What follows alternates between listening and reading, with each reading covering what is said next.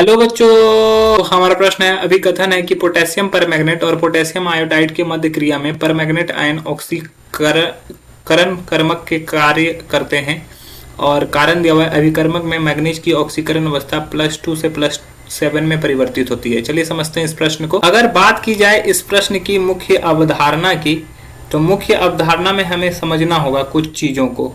मुख्य अवधारणा में पहले समझना होगा कि ये रिएक्शन कैसे हुआ, ठीक है। और ऑक्सीकरण अभिकर्मक मतलब होता है ऑक्सीकारक, ठीक है।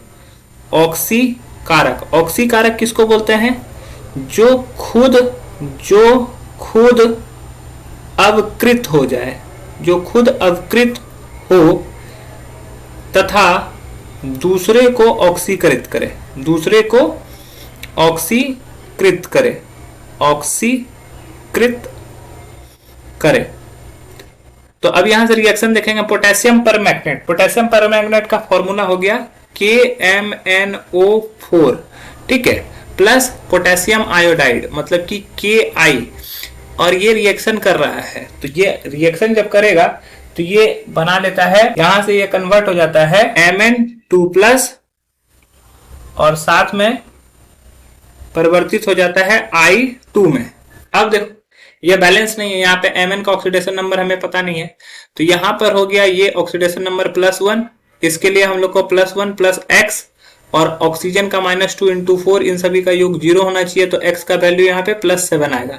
तो Mn का ऑक्सीकरण संख्या 7 और यहाँ पर इसको पहले बैलेंस करते हैं, और यहाँ पे Mn का ऑक्सीकरण संख्या +2, यहाँ पे आयोडीन का -1 होता है और यहाँ पर 0 होता है।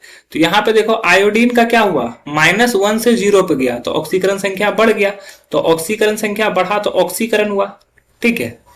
और यहाँ पे मैग्नीज का क्या हुआ, +7 से +2 पे गया, तो +7 से +2 पे गया तो मतलब कि ऑक्सीकरण संख्या घट गया, इसका मतलब हुआ अपकरण हुआ।